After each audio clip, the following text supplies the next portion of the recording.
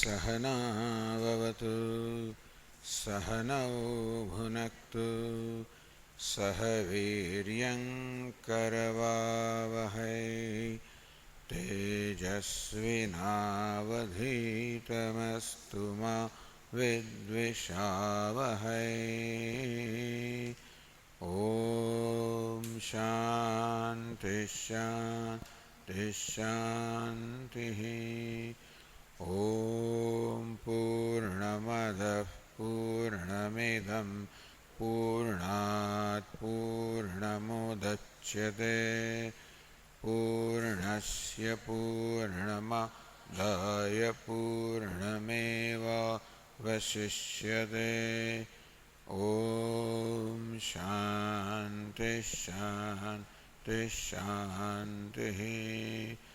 विश्वं दर्पणदृश्यमाननगरे तुल्यं निजान्तर्गतं पश्यन्नात्मनि मायया बहिर्भूतं यथा निद्रया।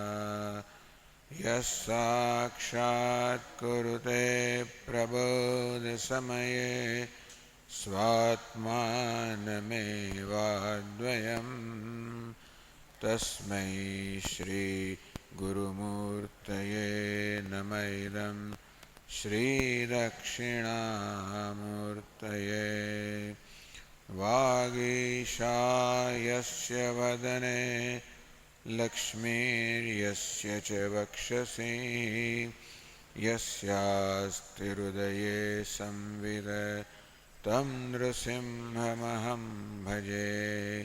ॐ नमः परमहंसास्वादित चरणकमलचिन्मकरन्दाय भक्तजनमानसनिवासाय श्रीरामचन्द्राय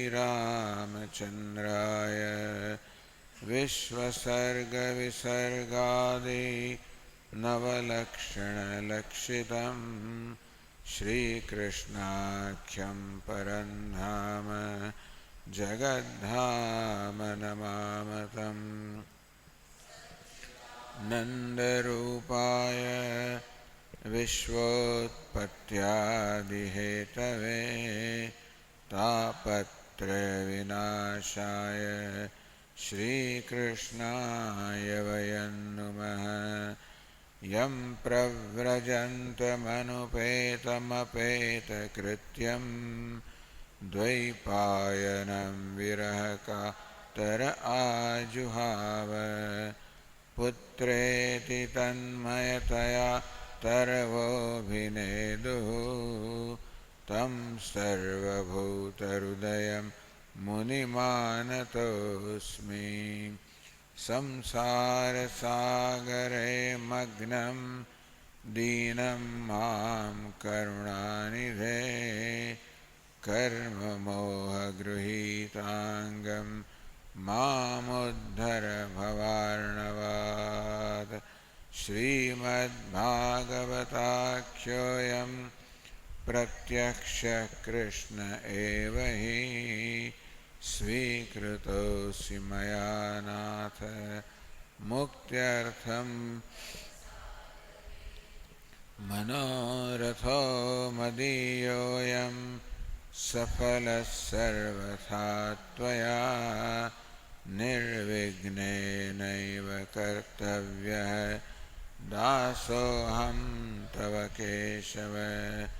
शुकरूपप्रबोधज्ञ सर्वशास्त्रविशारद एतत्कथाप्रकाशेन मदज्ञानं विनाशय जन्माद्यस्य यतोऽन्वयादितरतः चार्थेष्वभिज्ञस्वराट् तेने ब्रह्महृदाय आदिकवये मुह्यन्ति यत्सूरयः तेजो वायुमृदा यथा विनिमयो यत्र त्रिसर्गो मृषा धाम्ना स्वेन सदा निरस्तकुहकं सत्यं परं धीमहि।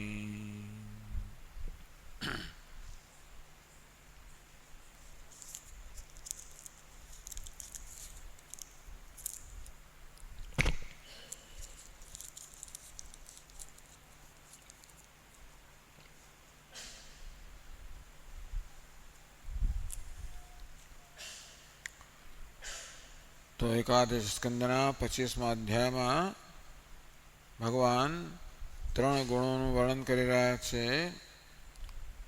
સત્વ, રજસ અને તમસ, આ ત્રણ ગુણો છે. પહેલા આ ત્રણ ગુણોનું શું શું લક્ષણ છે એ કહેવામાં આવ્યું. પછી એ ત્રણ ગુણોના મિશ્રણથી આપણા વ્યક્તિત્વમાં કેવા પ્રકારનો પ્રભાવ પડે છે એનું વર્ણન કરવામાં આવ્યું. વળી પાછા પ્રત્યેક ગુણની વૃદ્ધિને કારણે શું શું અસર થાય છે કહે છે. કહ્યું યદા જયેત તમસત્વમ યદેતરૌ જયેત સત્વમ ભાસ્વરમ વિશદમ શિવમ. જ્યારે સત્વગુણ છે એ બીજા બે અર્થાત રજોગુણ તમોગુણ પર વિજય પ્રાપ્ત કરે છે, એમને દબાવી દે છે. સત્વગુણ તો કે પ્રવૃદ્ધ બને છે, પ્રબળ બને છે. તદા સુખેન યુજ્યેત, તો સત્વાત સંજાયત સત્વમ સુખે સંજયતિ. તદા સુખેન યુજ્યેત, ત્યારે મનુષ્ય સુખથી સંયોજાય છે, અર્થાત આંતરિક પ્રસન્નતા જન્મે છે. ધર્મ જ્ઞાનાદિ પુમાન, મન જ્યારે સાત્વિક હોય ત્યારે આપોઆપ જ આપણાથી જે કાર્ય થાય એ ધર્મને અનુરૂપ હોય. ધર્મ માટે સ્વાભાવિક પ્રેમ હોય, સચ્ચાઈ માટે, સત્ય માટે સ્વાભાવિક પ્રેમ હોય. એટલું જ નહીં, પરંતુ એ ધર્મ, સત્ય વગેરેનું આચરણ કરવા માટે જે પ્રકારની એક આંતરિક શક્તિ જોઈએ,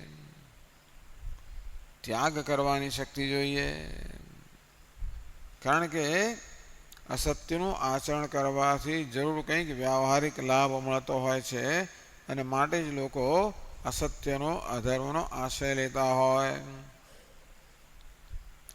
તો જે લોકો એ બધા આકર્ષણને રોકી શકતા નથી, એવા વ્યાવહારિક કે ભૌતિક જે લાભ થતો હોય એના આકર્ષણથી જે લોકો મુક્ત થઈ શકતા નથી, એ લોકો એ ભૌતિક લાભના આકર્ષણથી પ્રેરાઈને અધર્મનું, અસત્યનું આચરણ કરે. સાત્વિક મનુષ્ય છે એને આવી કોઈ ભૌતિક વસ્તુમાં રસ હોતો નથી, કારણ કે એને આંતરિક પ્રસન્નતા પ્રાપ્ત છે, સુખ પ્રાપ્ત છે, અને તેથી એની કોઈ ભૌતિક વસ્તુઓ આકર્ષતી નથી. અને તેથી એમના લાભ માટે એને કોઈ આંતરિક પોતાનું આત્મા જે છે કે પોતાની આધ્યાત્મિકતા છે, પોતાના મૂલ્યો છે, પોતાનું ગૌરવ છે, એ બધાનો ત્યાગ કરવાની જરૂર નથી પડતી. માટે ધર્મ જ્ઞાનાદિ, અને તેથી ત્યાં ધર્મનું આચરણ છે. ધર્મનું આચરણ ત્યારે જ થઈ શકે જ્યારે અધર્મથી જે લાભ થતો હોય એ લાભનું પ્રલોભન ન હોય, એ લાભમાં કોઈ પ્રકારનો રસ ના હોય. અર્થાત જ્યારે સાત્વિકતા હોય ત્યારે સ્વાભાવિક રીતે વૈરાગ્ય હોય, રાગદ્વેષનો અભાવ હોય. તેથી રાગદ્વેષથી પ્રેરાઈને કશું ન થાય. એટલે જ ભગવાન કહ્યું શ્રેયાન સ્વધર્મો વિગુણ પરધર્માત સ્વનુષ્ઠિતાત. ત્યારે સ્વધર્મ માટે પ્રેમ હોય. સ્વધર્મ એટલે પોતાના સ્વભાવને અનુરૂપ કર્મ, એના માટે પ્રેમ હોય. મૂલ્યો માટે પ્રેમ હોય. સ્વધર્મ એટલે મૂલ્યો, પરધર્મ એટલે મૂલ્યોનો ભોગ આપવો. તો ધર્મ, જ્યાં જેટલી સાત્વિકતા વધારે હોય એટલી ત્યાં ધર્મ પરાયણતા. ધર્મ એટલે મૂલ્યોને આધારિત કર્મને પરાયણતા વધારે હોય.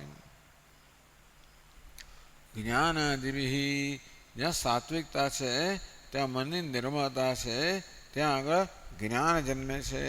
અને માટે મનુષ્ય જ્ઞાન સાથે સંયોજાય, ધર્મ સાથે સંયોજાય, સુખ સાથે સંયોજાય. યદા જયે તમસત્વમ રજસંગમ ભેદાચલમ.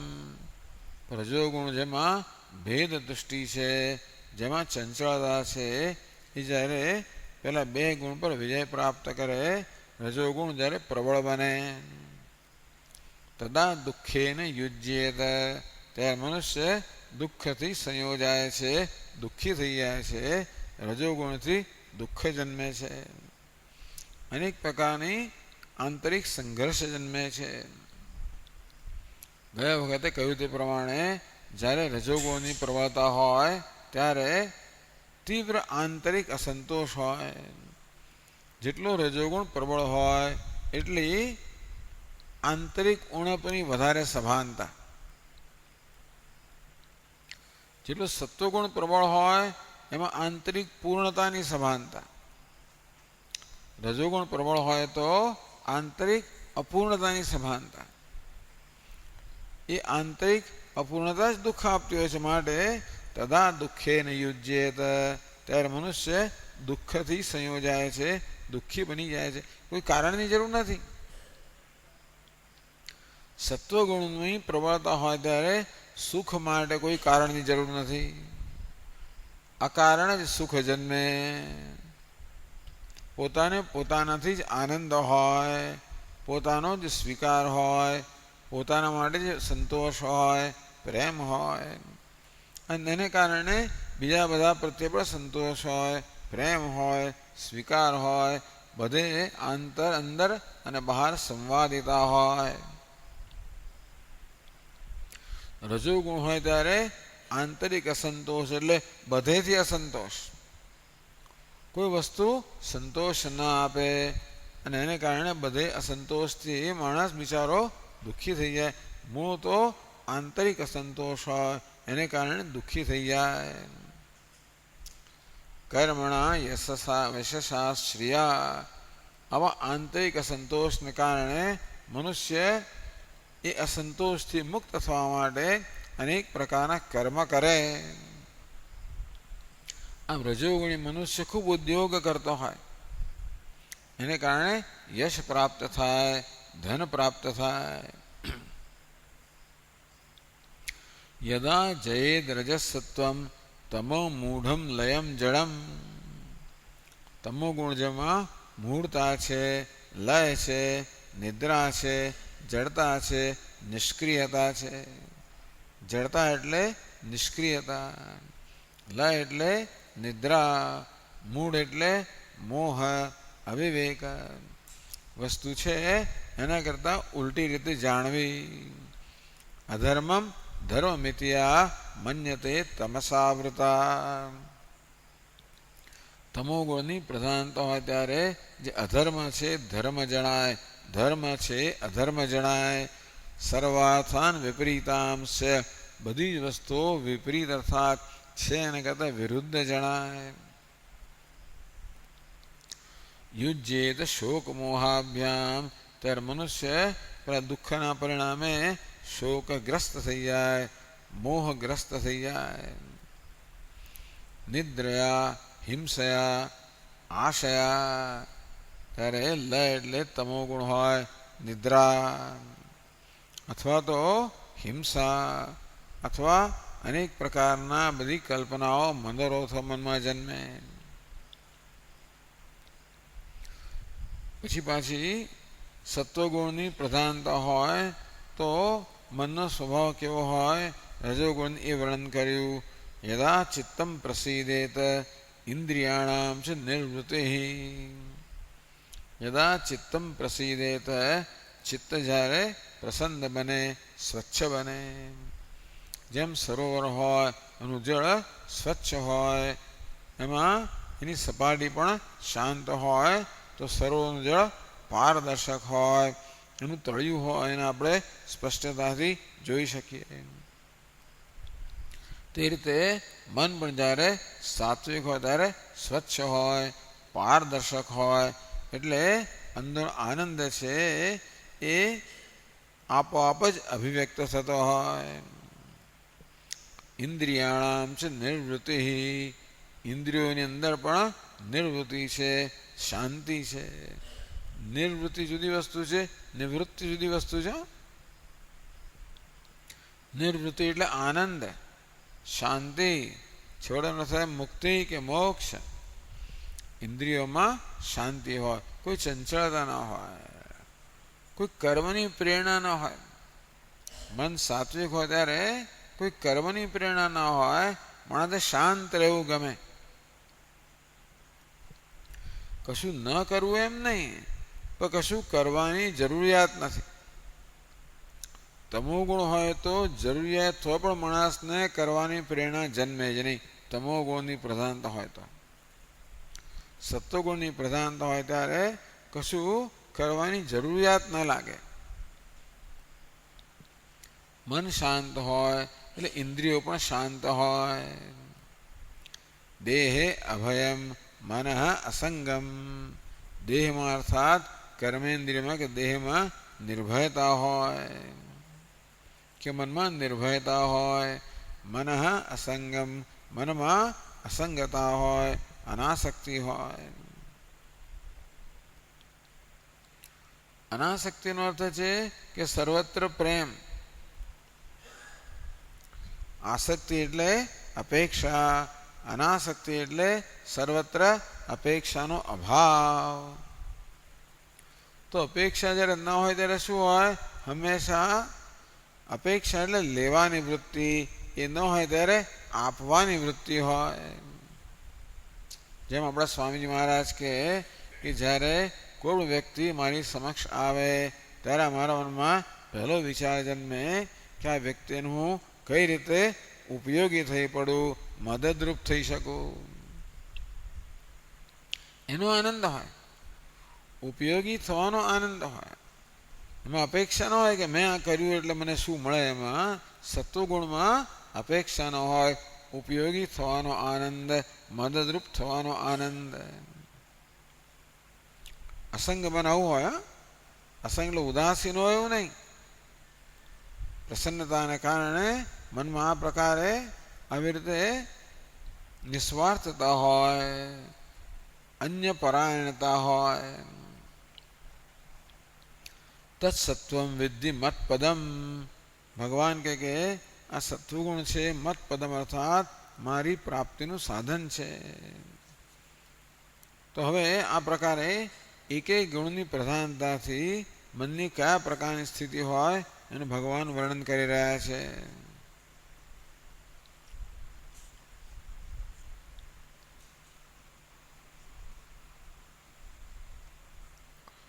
હવે રજોગુણ જ્યારે હોય ત્યારે કેવા પ્રકારની સ્થિતિ હોય એનું વર્ણન પછીના શ્લોકમાં કરે છે. 17મા શ્લોકમાં 267મા પાન પર. વિકુર્વન ક્રિયા ચાધીર નિવૃત્તિશ્ચ ચેતસામ.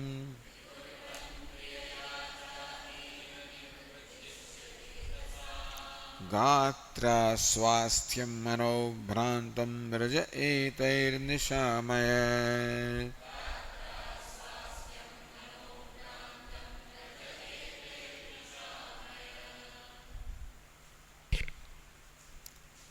યદા જનાઃ ક્રિયયા વિકુર્વન વિકારમ પ્રાપ્નુવન. રજોગુણ હોય એટલે ઘણી બધી ક્રિયા હોય, કારણ કે અંદર અસંતોષ છે, અંદર અજંપો છે. એ અજંપો છે એ કોઈને કોઈ રીતે પોતાની અભિવ્યક્તિ શોધતો હોય. એટલા જ માટે અંદરથી સતત કાંઈ ને કંઈ કર્મ કરવાની પ્રેરણા જન્મતી હોય. વિકુર્વન અંતેથી ક્રિયા વિકુર્વન. આમ રજોગુણને કારણે એક પછી એક કર્મ થતા રહેતા હોય અને માટે મનમાં વિકાર થઈ જાય. મન કેવું થઈ જાય? વિકારી બની જાય.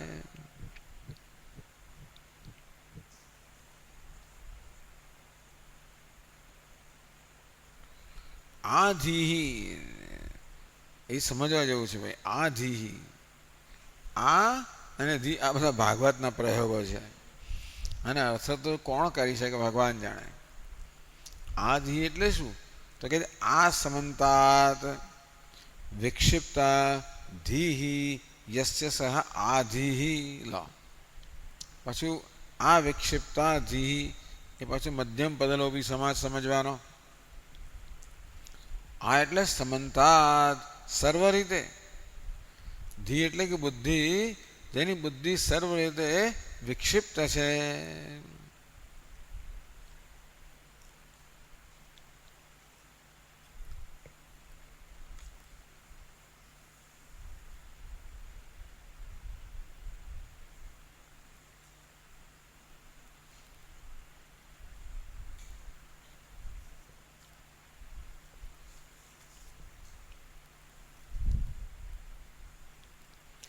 અહીંયા આ સમંતાત નાના પદાર્થ ગતત્વાત વિક્ષિપ્તાધિ. બુદ્ધિમાં એક પછી એક જાત જાતના બધા પદાર્થો, જાત જાતના વિચારો આવ્યા જ કરે. બુદ્ધિમાં ક્યાંય સ્વસ્થતા ન હોય, ઠરીને ઠામ ન થાય. એટલે હમણાં આનો વિચાર કરે, પછી પેલાનો વિચાર કરે, પેલાનો વિચાર કરે, પેલાનો વિચાર કરે. આમ નાના પદાર્થ ગતત્વાત અનેક પ્રકારના પદાર્થોનું ચિંતન કરવાથી હોવાને કારણે બુદ્ધિ સર્વ રીતે વિક્ષિપ્ત થઈ ગઈ છે. અને આધિ આવી વિક્ષિપ્ત બુદ્ધિ જેની છે તેને આધિ કહેવામાં આવ્યો. વિકુર્વન ક્રિયા આધિ અનિર્વૃત્તિશ્ચ ચેતસામ. અહીં શ્રીમદ ભાગવતમાં ચેતસ શબ્દ જે છે એ જ્ઞાનેન્દ્રિયો માટે પ્રયોજાયેલો હોય છે. એ જાણવું પડે તમારે. આની પરિભાષા આ પ્રકારની છે. ક્યાંય ચેતસ એટલે જ્ઞાનેન્દ્રિય એટલે અહીંયા જ ખબર પડે આપણને. ચેતસ એટલે ચિત્ત. પણ ચેતસામ જ્ઞાનેન્દ્રિયાણામ બુદ્ધિન્દ્રિયાણામ. જ્ઞાનેન્દ્રિયો કહો, બુદ્ધિઇન્દ્રિય કહો. અનિર્વૃત્તિ સત્વગુણમાં શું હોય છે? તો કે ઇન્દ્રિય નિવૃત્તિ. ઇન્દ્રિયોમાં શાંતિ હોય. એ શું છે? અનિર્વૃત્તિ અનુપરતિ. કોઈ અંતર્મુખતા ન હોય, બહિર્મુખતા હોય. સ્વસ્વ વિષયેષુ વિક્ષિપ્તત્વમ. પોતપોતાના વિષયમાં અનેક પ્રકારનો વિક્ષેપ હોય. શેમાં? જ્ઞાનેન્દ્રિયોમાં. 5 જ્ઞાનેન્દ્રિયો છે એ પ્રત્યેક જ્ઞાનેન્દ્રિયોનો એક એક વિષય હોય. શબ્દ, સ્પર્શ, રૂપ, રસ, ગંધ. આ પ્રત્યેક ઇન્દ્રિય છે જેમ શ્રોત્રેન્દ્રિય હોય એનો વિષય શબ્દ હોય. બસ શ્રોત્રેન્દ્રિય છે એ જાત જાતના શબ્દોનો વિચાર કર્યા કરે. ત્વગ ઇન્દ્રિય સ્પર્શનો, ચક્ષુરેન્દ્રિય જાત જાતના રૂપ રંગમાં, બસ એમાં ભટક્યા કરે. આ પ્રકારે અનિર્વૃત્તિ એટલે અનુપરતિ. કોઈ ઉપરતિ નથી, કોઈ શાંતિ નથી. બધા જ વિષયો પ્રત્યે દરેક ઇન્દ્રિયમાં અશાંતિ છે. ગાત્ર અસ્વાસ્થ્યમ. ગાત્રાણી એટલે કર્મેન્દ્રિયાણી એવો અર્થ કર્યો. ગાત્રાણી કર્મેન્દ્રિયાણી તેષામ અસ્વાસ્થ્યમ. કર્મેન્દ્રિયમાં પણ કોઈ પ્રકારની સ્વસ્થતા નથી. વિકારાધિક્યમ અનેક પ્રકારના વિકાર છે. ટૂંકમાં રજોગુણ જ્યારે હોય ત્યારે મનમાં અજંપો હોય, મનમાં અનેક પ્રકારની અચંચળતા હોય, અનેક પ્રકારનો વિક્ષેપ હોય, એ જ વિક્ષેપ જ્ઞાનેન્દ્રિયોમાં પ્રગટ થાય. એટલે જ્ઞાનેન્દ્રિયોમાં વિક્ષેપ આવે, કર્મેન્દ્રિયોમાં વિક્ષેપ આવે. જ્ઞાનેન્દ્રિયો પોતપોતાના વિષયોમાં ભટકતી હોય, કર્મેન્દ્રિયો પણ અજંપાવાળી હોય. એટલે વાણીથી કંઈ ને કંઈ બોલાતો હોય, હાથથી કંઈ ને કંઈ થતું હોય, પગથી કંઈ ને કંઈ થતું હોય. ગાત્ર અસ્વાસ્થ્યમ વિકારાધિક્યમ, બધી કર્મેન્દ્રિયોમાં અધિક વિકાર હોય. મનોભ્રાંતમ, જો આ રજોગુણનો બહુ, એટલે આમ વર્ણન જોવા જઈએ તો બહુ એકદમ બહુ વિસ્તારપૂર્વકનું વર્ણન છે. બુદ્ધિ કેવી હોય, મન કેવું હોય, જ્ઞાનેન્દ્રિયો કેવી હોય, કર્મેન્દ્રિયો કેવી હોય, આ બધું એક શ્લોકમાં કહી દેવામાં આવ્યું. આધિ, એ દ્વારા કહેવામાં આવ્યું કે એની બુદ્ધિમાં અનેક પ્રકારનો વિક્ષેપ છે. ઇન્દ્રિયાણામ અનિર્વૃત્તિ, ઇન્દ્રિયોમાં અશાંતિ છે. ગાત્ર અસ્વાસ્થ્યમ, કર્મેન્દ્રિયોમાં પણ અનેક પ્રકારનો વિકાર છે, અશાંતિ છે. મનસ્ય ભ્રાંતમ, મન પણ ભ્રમણ કરી રહ્યું છે, ચંચળ છે. આમ આપણા વ્યક્તિત્વના સર્વ સ્થળે ચંચળતા, વિક્ષેપ, અશાંતિ, અજંપો. આ રજોગુણ જે અજંપો જન્માવે છે, એ અજંપો વ્યક્તિત્વના બધા જ સ્તરોમાં વ્યાપ્ત થઈ જાય. અને આ રીતે માણસ અજંપાથી વ્યાપ્ત થઈ જાય. આ છે રજોગુણ. ભ્રાંતમ મનોભ્રાંતમ રજ એતૈર નિશામય, નિશામય જાનીહી. હે ઉદ્ધવ, આમાં રજ એટલે શું? રજ ઉત્કટમ. આ રજોગુણની ઉત્કટતા છે, રજોગુણ જે છે એની પ્રબળતા સમજ. આવું જ્યારે થાય ત્યારે રજોગુણની પ્રબળતા છે એવું એ ઉદ્ધવ સમજો.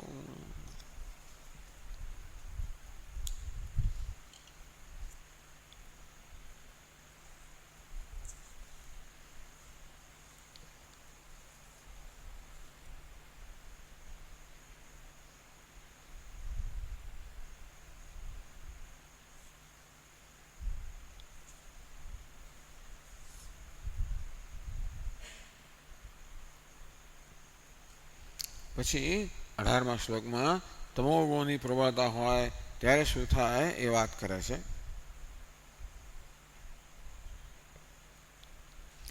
સીદચ્ચિત્તં વિલીયેત ચેતસો ગ્રહણે ક્ષમમ,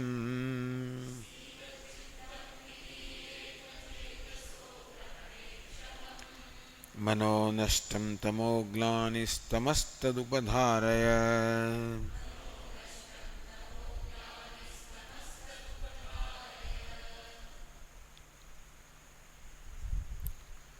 સીદત ચિત્તમ,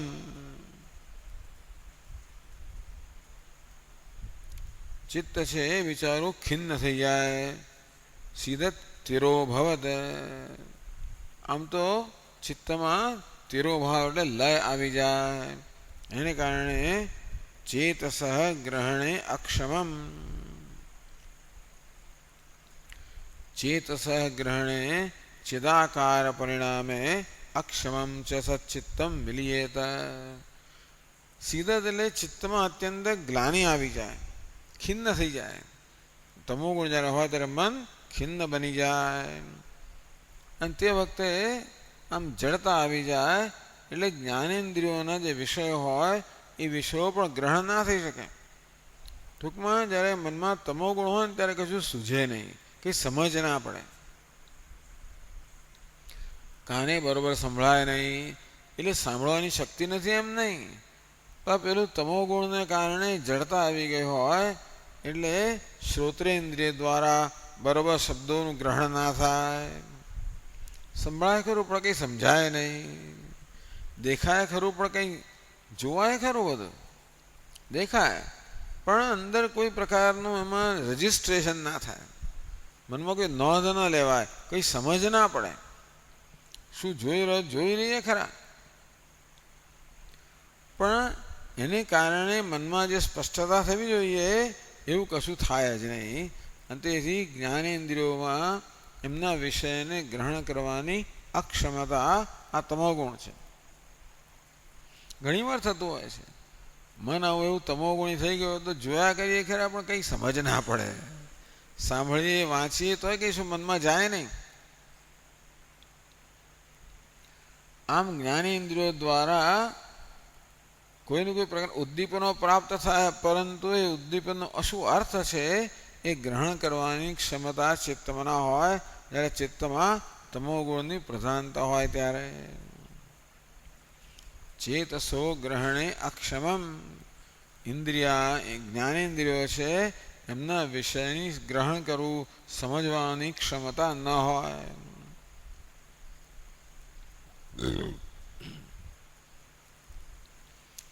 ચિત્તમ વિલીયેત, ચિત્ત તો વિલીન થઈ જાય.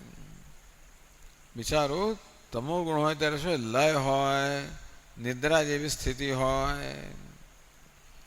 સત્વગુણમાં કેવું હોય છે, જ્ઞાનનો પ્રકાશ હોય. તમોગુણમાં શું હોય છે, જડતા હોય, અજ્ઞાન હોય.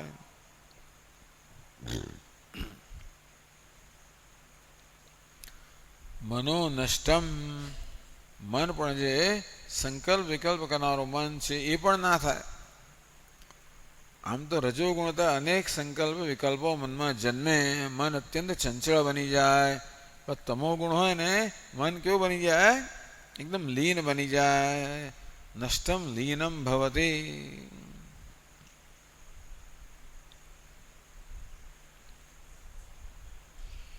તમઃ ગ્લાનિઃ, તમઃ અજ્ઞાનમ, ગ્લાનિઃ વિષાદશ્ચ, વિષાદની વૃદ્ધિ થાય. અજ્ઞાન, અજ્ઞાન એટલે અવિવેક.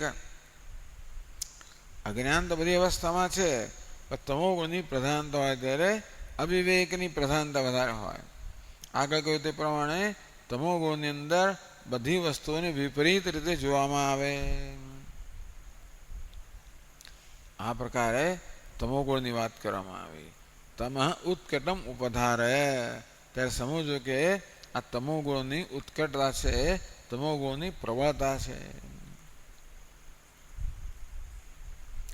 પછી ટીકાકાર ઉમેરે છે અંદર કે આ ત્રણ ગુણની વાત તો ભગવાન સ્પષ્ટતયા કરે છે, પણ સાથે સાથે આપણે શું સમજવાનું, યદા તો વૃત્તિરહિતમ ભગવત પરમ વા મનઃ તદા નૈર્ગુણ્યમ વિદ્ધિ ઇતિ જ્ઞેયમ. તો સત્વ રજસ તમસ કરતા પણ ચડિયાતી સ્થિતિ, તમસનો સત્વ કરતા ચડિયાતી સ્થિતિ કઈ છે, નિર્ગુણમ. તો એક ટીકાકાર કહે છે નિર્ગુણમ એટલે જ્યાં આગળ વિશુદ્ધ સત્વ છે. સત્વગુણની અત્યંત ઉત્કટતા છે. વિવેકી ચૂડામણીમાં પણ સત્વગુણ જે હોય ત્યારે અમાનિત્વમ, અદંભિત્વમ વગેરે જે મૂલ્યો છે એ મનમાં જન્મે. પણ વિશુદ્ધ સત્વ હોય ત્યારેમાં જ્ઞાન જન્મે.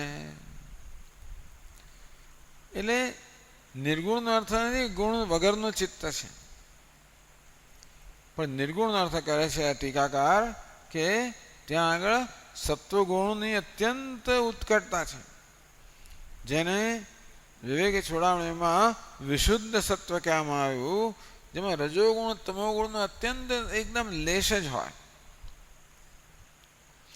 બાકી સત્વગુણની પ્રધાનતા હોય ત્યારે કંઈક અંશે રજોગુણ હોય, કંઈક અંશે તમોગુણ હોય. પણ વિશુદ્ધ સત્વ જ્યારે હોય ત્યારે લગભગ નહીં જેવો રજોગુણ તમોગુણ હોય. અને ત્યારે જ્ઞાન જન્મે ત્યારે આપોઆપ જ વૃત્તિરહિતમ, બીજી કોઈ પ્રકારની વ્યાવહારિક કે સાંસારિક વૃત્તિઓ ન હોય.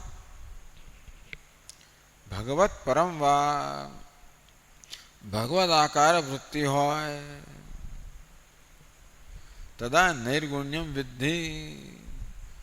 ટૂંકમાં ભગવાન આ બધા ત્રણ ગુણોનો ઉપદેશ કરે છે, એની પાછળનું મુખ્ય પ્રયોજન શું છે કે આ ત્રણેય ગુણો પર વિજય પ્રાપ્ત કરવો જોઈએ.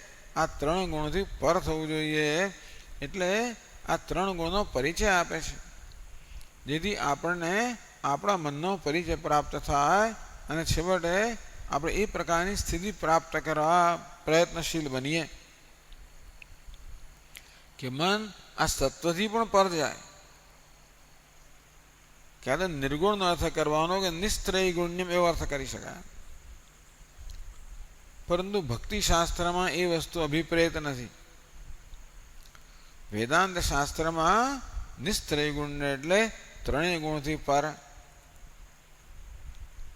ભક્તિ શાસ્ત્રમાં ત્રણેય ગુણથી પર નહીં, ત્યાં ભગવત પરત્વમ, ત્યાં શું ઈચ્છનીય છે? ભગવત પરાયણતા.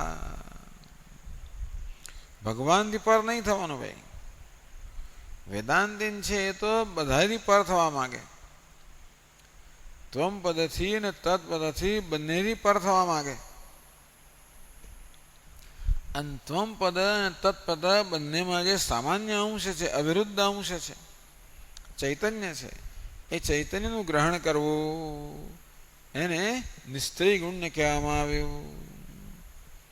એ વસ્તુ વેદાંતમાં અભિષ્ટ છે, ઈચ્છનીય છે. જ્યારે ભક્તિ શાસ્ત્રની અંદર તો વિશુદ્ધ સત્વ, કારણ કે રસાસ્વાદ ઈચ્છનીય છે. નિસ્ત્રય ગુણ્ય હોય ત્યારે રસાસ્વાદમાં પરમ શાંતિ હોય, ત્યાં ઉલ્લાસ ન હોય. ભક્તિ શાસ્ત્રમાં શું ઈચ્છનીય છે? ઉલ્લાસ ઈચ્છનીય છે. આમ શ્રી કૃષ્ણ કેવા છે? ઉલ્લસિત છે.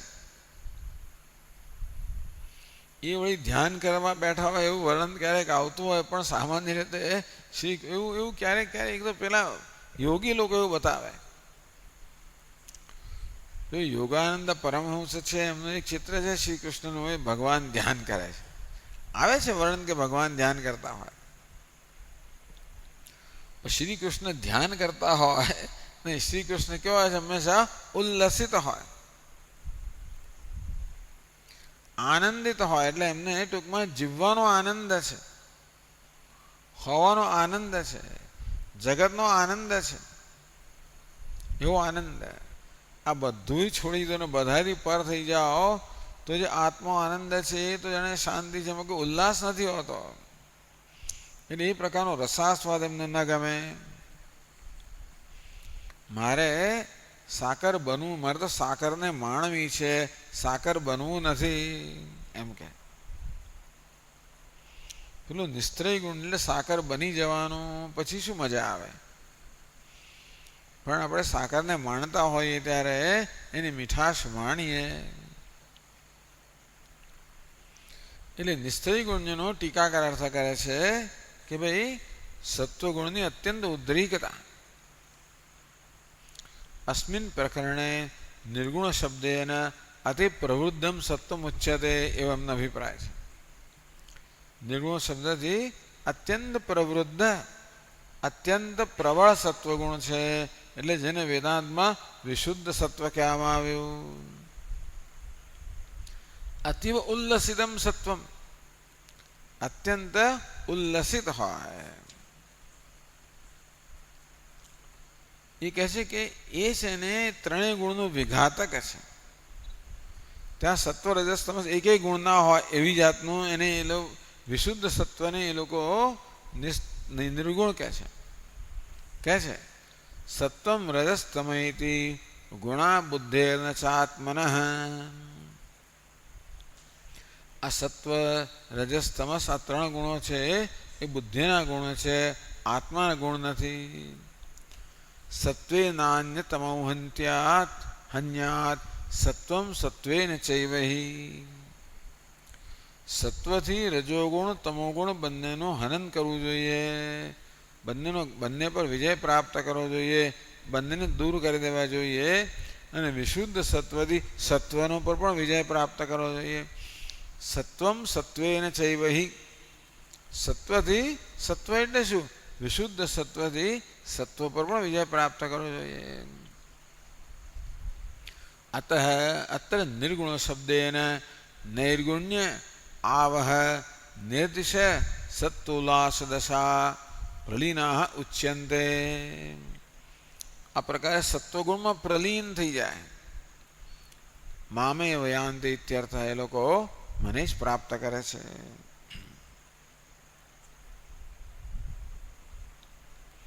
દરેક જગ્યાએ આ સમજવાનું. ભગવાન ઉલ્લેખ 3 ગુણનો કરે છે, પણ જોડે જોડે દરેક જગ્યાએ આ નિર્ગુણ સમજવાનું પણ ખરું.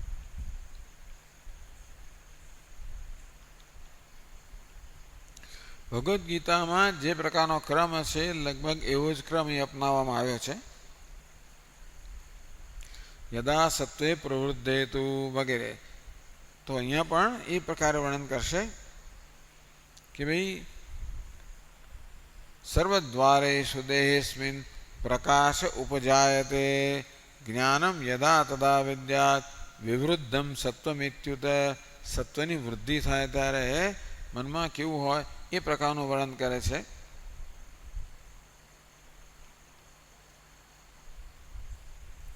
તો 19મા શ્લોકમાં કહે છે એધમાને ગુણે સત્વે દેવાનામ બલમેધતે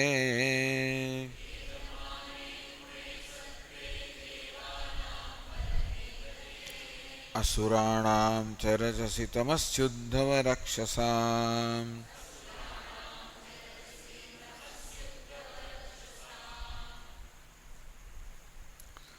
એધમાને ગુણે સત્વે, સત્વે ગુણે એધમાને. એધમાને એટલે કે એની વૃદ્ધિ થવાને કારણે. જેમ પેલો બળતણ હોય એને જ્યારે બાળવામાં આવે ત્યારે જે પેલો અગ્નિ જેમ વધારે પ્રજ્વલિત થાય તેવી રીતે સત્વગુણ પણ વધારે પ્રવૃદ્ધ થાય, વધારે પ્રબળ બને. દેવાનામ બલમેધતે, ત્યારે દેવતાઓનું બળ વધે છે.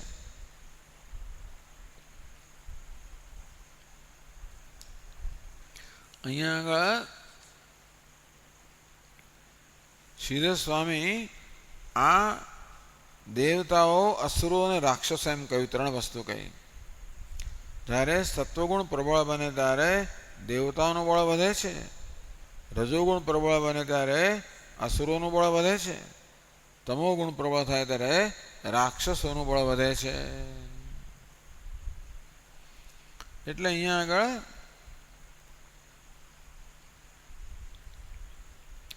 ઇન્દ્રિયાણી એવ નિવૃત્તિ પ્રવૃત્તિ મોહ સ્વભાવાની દેવાસુર રક્ષાંસી. આ બધાની અંદર શ્રીધર સ્વામી જે છે એમની મૌલિકતા આવે, એમની મહત્તા આવે. બાકીના બધા ટીકાકારો આ અર્થને સ્વીકારે, પરંતુ આ નવીન અર્થ છે કે દેવતાઓ, અસુરો અને રાક્ષસો એ કહે છે કે આ ઇન્દ્રિયના ધર્મો સમજી લેવાના. ઇન્દ્રિયાણી એવ નિવૃત્તિ પ્રવૃત્તિ મોહ સ્વભાવાની દેવાસુર રક્ષાંસી. ઇન્દ્રિયો જ્યારે નિવૃત્તિ પરાયણ હોય, ઉપરત હોય, શાંત હોય, પોતપોતાના સ્થાનની અંદર સ્વસ્થતાથી રહેલી હોય, ત્યારે સમજવાનું કે આ સત્વગુણની પ્રધાનતા છે. તો આગળ આવી જ ગયું કે સત્વગુણની પ્રધાનતા હોય ત્યારે આંતરિક પ્રસન્નતા કે શાંતિ હોય, માટે ઇન્દ્રિયોમાં પણ શાંતિ હોય, એ બધી પ્રવૃત્તિથી ઉપરત હોય. ઇન્દ્રિયો પોતાના વિષયમાં ભટકતી ના હોય, એમનામાં બહિર્મુખતા ન હોય, અંતર્મુખતા હોય. ત્યારે કેવી હોય? નિવૃત્તિ પરાયણ ઇન્દ્રિયોમાં. ટૂંકમાં એને દેવતા કહેવામાં આવી. પ્રવૃત્તિ સ્વભાવવાની. ઇન્દ્રિયો જ્યારે પ્રવૃત્તિ સ્વભાવવાળી હોય ત્યારે એને અસુર કહેવામાં આવી. ત્યાં રજોગુણની પ્રધાનતા છે, ત્યાં પ્રવૃત્તિની પ્રધાનતા છે, અને તેથી એમને અસુર કહેવામાં આવી. અસુષુ રમંદેતિ અસુરાહા. અસુષુ એટલે કે પ્રાણમાં, ઇન્દ્રિયોમાં, અર્થાત ઇન્દ્રિયોના વિષયોમાં જે રમણ કરતી હોય એ અસુરો છે. તો ઇન્દ્રિયો પણ જ્યારે પોતાના વિષયોમાં રમણ કરતી હોય ત્યારે એમને અસુર કહેવામાં આવે. મોહ સ્વભાવાની રક્ષાંસી, રાક્ષસ એટલે કેવા છે? મોહ સ્વભાવવાળા, જ્યાં તમો ગુણની પ્રધાનતા છે. આ પ્રકારે દેવ, અસુર અને રાક્ષસ આ ત્રણ શબ્દોનો અર્થ ઇન્દ્રિયો કરવામાં આવ્યો. નિવૃત્તિપરાયણ ઇન્દ્રિયો, પ્રવૃત્તિપરાયણ ઇન્દ્રિયો અને મોહપરાયણ ઇન્દ્રિયો. એટલે વંશીધર સ્વામી કહે છે કે પછી કહે છે કિંચ,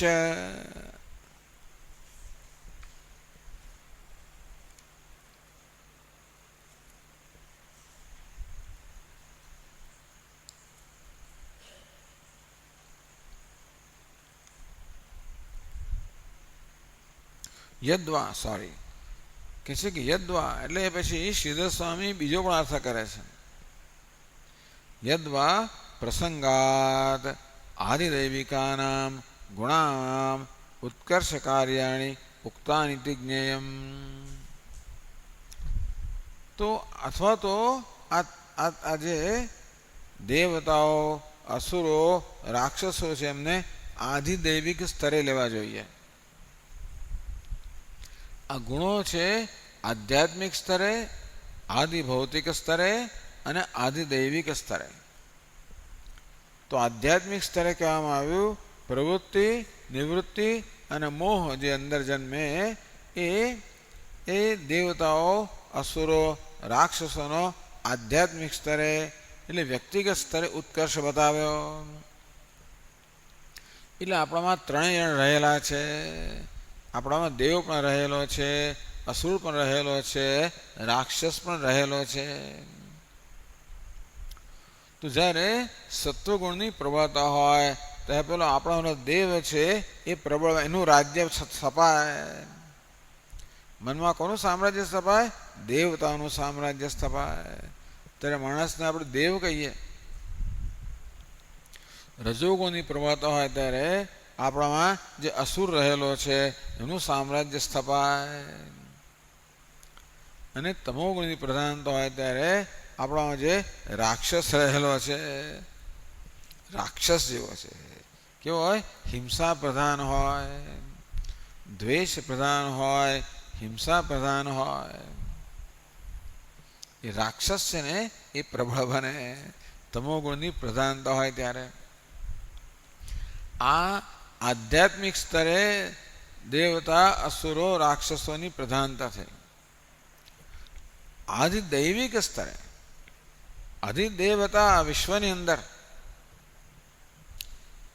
દેવતા આધિદૈવિક સ્તરે પણ દેવતાઓ, અસુરો, રાક્ષસો રહેલા છે. તેથી આધિદૈવિક સ્તરે જ્યારે સત્વગુણની પ્રધાનતા હોય ત્યારે દેવતાઓ પ્રબળ બને. ત્યારે દેવતાઓને અસુરોના સંગ્રામની અંદર દેવતાઓનો વિજય થાય. તો દેવાસુર સંગ્રામ સતત થયા કરતો હોય છે. જેમ અંદર પેલી દૈવી વૃત્તિઓ અને આસુરી વૃત્તિઓ વચ્ચે સંગ્રામ થતો હોય, જ્યારે સત્વગુણની પ્રધાનતા હોય ત્યારે અંદર દેવતાઓનો વિજય થાય. રજોગુણની પ્રધાનતા ત્યારે અસુરનો વિજય થાય. તમોગુણની પ્રધાનતા ત્યારે અંદર રાક્ષસનો વિજય થાય. તેમ આધિદૈવિક સ્તરે પણ આધિદૈવિક સ્તરે સત્વગુણની પ્રધાનતા હોય ત્યારે દેવતાઓનો વિજય થાય, અસુરો બધા હારી જાય. ત્યાં જ્યારે રજોગુણની પ્રધાનતા હોય ત્યારે અસુરોનો વિજય થાય. ત્યાં તમોગુણની પ્રધાનતા રાક્ષસોનો વિજય થાય. રાવણ વગેરે, હિરણ્યકશિપુ વગેરેનો વિજય થાય. તમોગુણની પ્રધાનતા હોય ત્યારે દેવતાઓ તો ક્યાં ને ક્યાં ભાગી જાય. એક આદિ ભૌતિક સ્તરે પણ ખરો. ભૂત એટલે પંચમહાભૂત. કઈ વસ્તુ આપણને સુખ આપે છે? કોઈ સાત્વિક વસ્તુ સુખ આપતી હોય, સાત્વિક વસ્તુ શાંતિ આપતી હોય, ભજન કીર્તન શાંતિ આપતું હોય કે તો સમજવું કે એ આદિ ભૌતિક સાત્વિકતાનો ઉદ્રેક થયો. પછી આપણે વિષય ભોગ શાંતિ આપતો હોય ત્યારે આદિ ભૌતિક રજોગુણનો ઉત્કર્ષ થયો, અને પછી આ હિંસા વગેરે આપણે પ્રસન્ન કરતું હોય એવું હોય છે ને. ઘણા લોકો બીજાના સુખે સુખી થતા હોય સત્વગુણ, બીજા કેટલાક લોકો પોતાના સુખે સુખી થતા હોય રજોગુણ, કેટલાક લોકો બીજાના દુઃખે સુખી થતા હોય તમોગુણ. આ પ્રકારે આધિભૌતિક સ્તરે સત્વ રજસ તમસ એ ત્રણનો પણ ઉત્કટતા બતાવે. આધિદૈવિક સ્તરે કે આધ્યાત્મિક સ્તરે. એટલે સિદ્ધ સ્વામી આ બીજો અર્થ પણ કરે છે. કેમ કે છે પ્રસિદ્ધાર્થમ પરિત્યજ્ય અપ્રસિદ્ધાર્થ કલ્પનમ અહેતુકમિતિ ન્યાયાત. ભાઈ દેવ અસુર અને રાક્ષસ શબ્દનો પ્રસિદ્ધ અર્થ છે. તમે જ્યારે એનું અર્થઘટન ઇન્દ્રિયો કરો ત્યારે અપ્રસિદ્ધ અર્થ લીધો ને. પ્રસિદ્ધ અર્થ તો શું છે કે દેવતા એટલે દેવતાઓ, અસુર એટલે અસુરો. એટલે પ્રસિદ્ધ અર્થ એટલે એ શબ્દનો પ્રયોગ કરવામાં આવે ત્યારે સૌથી પહેલાં આપણા મનમાં જે સમજ જન્મે એને પ્રસિદ્ધ કે પ્રચલિત અર્થ કહેવાય. તો દેવતા શબ્દનો પ્રયોગ થાય ત્યારે પેલા સ્વર્ગના દેવતાઓ જ આપણા મનમાં આવે ને, અસુરો રાક્ષસો. તો એ પ્રસિદ્ધ અર્થ છે. એનો પરિત્યાગ ક્યારે કરવો જોઈએ? જ્યારે એ અર્થ ન લાગુ પડતો હોય ત્યારે. પ્રસિદ્ધાર્થમ પરિત્યજ્ય અપ્રસિદ્ધાર્થ કલ્પનમ અહેતુકમ.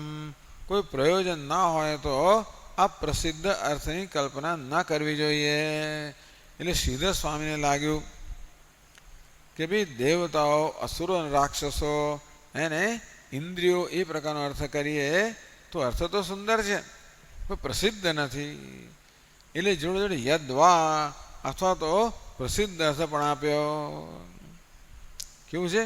આદિદૈવિકાનામ ગુણાનામ ઉત્કર્ષ કાર્યાણી ઉક્તાની. આદિદૈવિક સ્તરે જે ગુણો એમાં દેવતાઓ અસુરો રાક્ષસોનો વિજય કહેવામાં આવ્યો. તો આદિદૈવિકા નામ એટલે શું? ગણાધિષ્ઠાતૃ દેવાનામ. આપણે ઇન્દ્રિયો જે છે, આપણી કર્મેન્દ્રિયો છે, જ્ઞાનેન્દ્રિયો છે, અંતઃકરણ છે, એ બધાના અધિષ્ઠાન દેવતાઓ. આમ જ્ઞાનેન્દ્રિયો, કર્મેન્દ્રિયો, અંતઃકરણ છે અધ્યાત્મ કહેવાય, અને એમના અધિષ્ઠાન દેવતાઓ છે આધિદૈવિક કહેવાય. ગણ અધિષ્ઠાતૃ દેવાનામ ગણ પરિણામ ભૂતાનામ. આપણી જ્ઞાનેન્દ્રિય છે એ જ બધા દેવતાના રૂપમાં પરિણમી છે. એ કહે છે સત્વમ રજસ્તમૈતિ તિસ્ર સુરનૃનારકાઃ ઇતિ. સત્વમ રજ તમઃ ઇતિ તિસ્ર સુર નૃ નારકાઃ. સત્વ એટલે સુર દેવતાઓ, રજસ એટલે મનુષ્યો, અને તમસ એટલે નારકાઃ એટલે શું? નરક હેતુ કર્મ કરતા માણસો જ. પણ જેને નરક પ્રાપ્ત થવાનું છે એ પ્રકારના પાપ કરવામાં અરત હોય એ લોકોને રાક્ષસ કહેવામાં આવ્યા, તમોગુણી કહેવામાં આવ્યા. કે દેવાસુર રક્ષસુ ઇન્દ્રિયાણામ લક્ષિત લક્ષણા. દેવતાથી દેવતાને બદલે એ જેમના અધિષ્ઠાન છે દેવતા, એવી ઇન્દ્રિયો જે છે તો લક્ષણાવૃત્તિ થઈ ને. સા છે અરે સતી મુખ્યાર્થે ન ઉચિતા. મુખ્ય અર્થ જ્યારે લાગુ પડતો હોય ત્યારે આ પ્રકારની લક્ષણાવૃત્તિ છે એ ઉચિત નથી. એટલે યદ્વા કરીને આવો અર્થ શિર સ્વામી આપ્યો.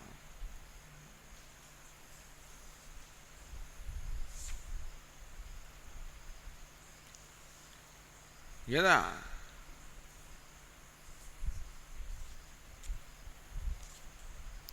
ભક્તિ હેતુકમ નૈર્ગુણ્યમ વર્ધતે તદા ભક્તાનામ બલમેદતે. આ ચોથા થયા ભક્ત. દેવતાઓ, અસુરો અને રાક્ષસો ને ચોથા કોણ છે? ભક્તો. અંતેથી જ્યારે એટલે કહેવામાં આવ્યું કે ભક્તિ હેતુકમ નૈર્ગુણ્યમ વર્ધતે, એટલે એ વિશુદ્ધ સત્વ જે છે ભક્તિનો જે કારણ છે એમાં વૃદ્ધિ થાય ત્યારે તો કહે છે ભક્તાનામ બલમેદતે, ત્યારે ભક્તો જે છે બળવાન બને. આદિદૈવિક સ્તરે પણ એવો સમય આવ્યો તો ભારતની અંદર પણ ભક્તિનું આખું એક સામ્રાજ્ય છવાઈ ગયેલો. કેટલા મહાન ભક્તો બધા થયા. તુલસીદાસજી, સુરદાસજી આ બાજુ, ચૈતન્ય મહાપ્રભુ પેલી બાજુ, નરસિંહ મહેતા આ બાજુ, મીરાબાઈ અહીંયા આગળ, મહારાષ્ટ્રમાં બધા તુકારામ ને કેટલા બધા સંતો થઈ ગયા. દક્ષિણની અંદર પણ કેટલા બધા, મધ્વાચાર્ય વગેરે, વલ્લભાચાર્ય, કેટલા સંતો થઈ ગયા બધા અમુક સમયના ગાળામાં. અંતેથી જ્યારે નિસ્ત્રય ગુણ્ય જે છે કે વિશુદ્ધ સત્વની પ્રબળતા હોય ત્યારે આ ભક્તો પ્રબળ બને.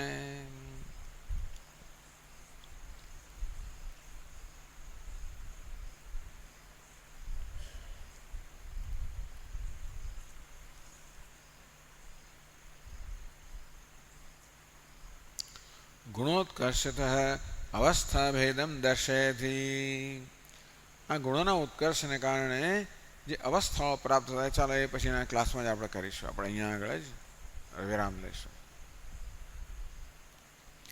ઓમ પૂર્ણમદ પૂર્ણમિદમ પૂર્ણાત પૂર્ણમુદચ્યતે પૂર્ણસ્ય પૂર્ણમાદાય પૂર્ણમેવાવશિષ્યતે. ઓમ શાંતિ શાંતિ શાંતિ.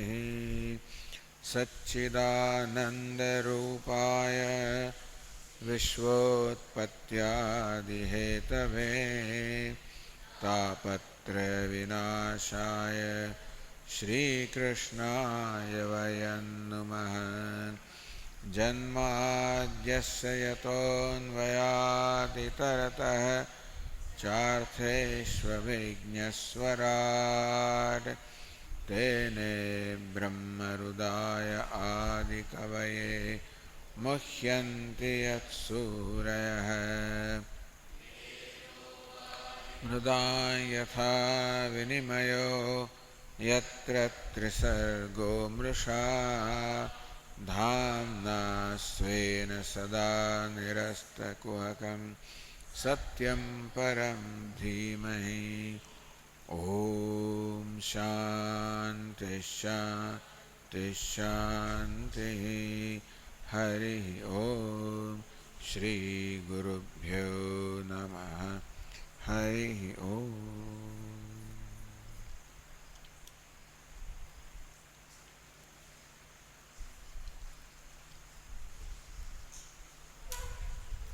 સોમવારે ગણેશ ચતુર્થી છે, એને નોંધ લેજો બધા. અને મંગળવારથી આપણા બધા ગણેશ સ્તોત્રના પાઠ પણ શરૂ થશે સવારે 9 વાગ્યાથી, એની પણ નોંધ